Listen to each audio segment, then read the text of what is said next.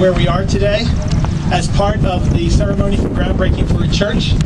It is requested that a cross stand where the altar will be. This cross, which is mounted here, is approximately right where our altar will be. We're set up here because it was a little bit flatter here. And if you look around the ground where you are standing, the caution tape, which is attached to the ground, is actually the outline of the church.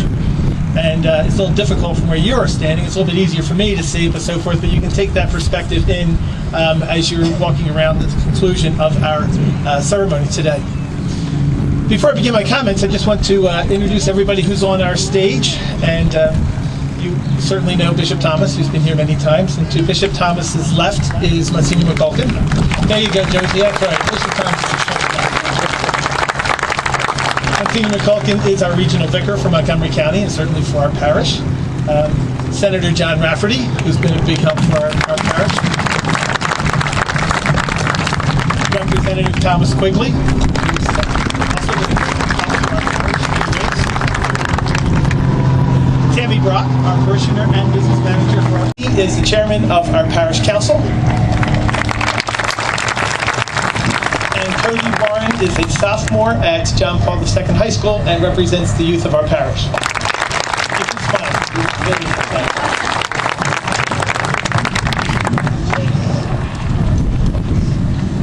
On July 1st of 2006, we gathered for the first time as a parish community in the gymnasium of St. Pius X High School with this banner of Mother Teresa and a free t-shirt for all who attended that opening liturgy. We planted the seed of our parish with our first liturgy. For the next 2 years, we worshiped in 3 different sites.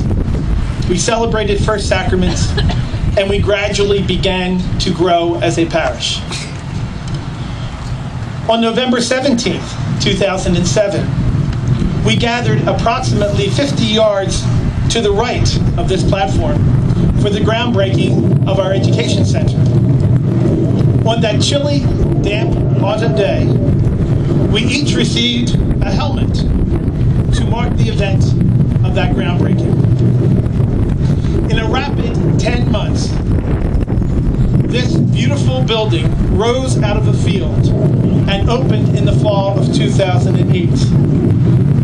This building has provided us the opportunity to increase the enrollment of our school and prep programs, to initiate a successful child care program, and to develop a comprehensive CYO program.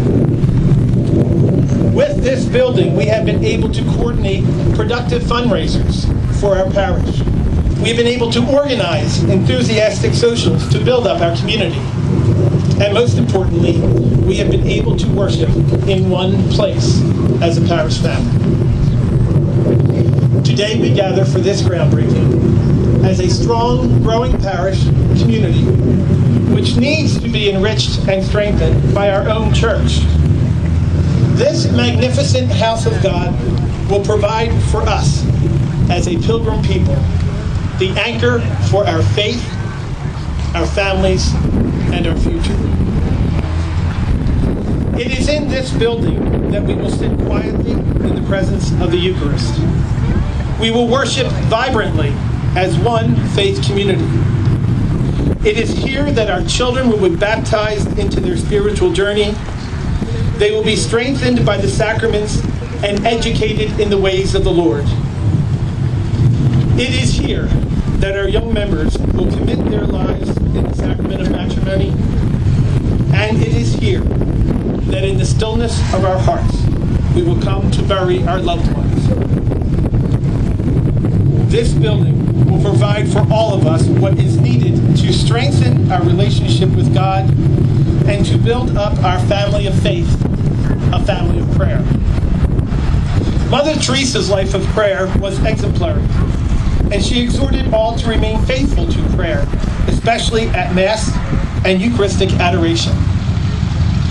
Once Mother Teresa was scheduled to give a talk at St. Patrick's Cathedral in New York. The Cardinal called her in the morning to say that some difficulties had been raised by some religious in New York. Mother called her sisters and told them to expose the Blessed Sacrament and pray for those who objected to her speaking. The sisters began adoration right away. At 1 p.m., the Cardinal called again to say that the problem had been resolved. Today, before you leave, you will be given a memento of this occasion, and a reminder of Mother Teresa's insistence on the power of prayer. All of what has gone before and what we celebrate today is the result of the sacrifices of our many dedicated parishioners. Their generosity of time, talent, and treasure has resulted in making this day a reality in the life of our parish, and for those sacrifices, I am especially grateful. I take this opportunity to thank Bishop Thomas for his presence here today and his support of our parish over these past 5 years. His determination for the success and growth of Blessed Teresa of Calcutta Parish makes it evident that he has been a pilgrim on this journey with us. I thank Monsignor McCulkin for his support and his presence as his time of being a vicar in helping us to come to this day. I acknowledge and thank Senator Rafferty and Representative Quigley for being here today and for being with us through this journey. They have been with us from the beginning and have been a great source of encouragement and support. Since the beginning of developing this parish campus, they have been strong partners with us in achieving the success of our parish. I acknowledge the dedication of the Dolan Construction Company, represented by Joseph and Patrick Dolan and Keith Arnold here today.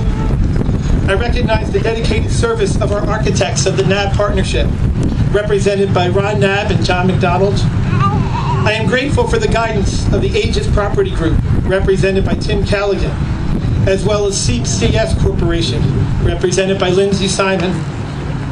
I want to thank Tom Lane, one of our parishioners, who is spearheading this construction project as the project manager. I want to thank our local merchants and vendors who have contributed to our celebration today, and in many ways, the way that they support us throughout the year. I acknowledge also the Bickle Landscaping Company for not only having our campus look so beautiful today, but for all the extra donations of time and materials which are generously given to our parish throughout the year. Today marks the beginning of exciting days. The days of dirt being moved, steel being erected, stone being laid, marble being molded, woodwork being mastered, and stained glass being placed. And after these exciting days and months, we will return here to celebrate and to worship in thanksgiving for the countless blessings that God has given to us and the constant oversight of Blessed Teresa of Calcutta. Together, let us build something beautiful for God.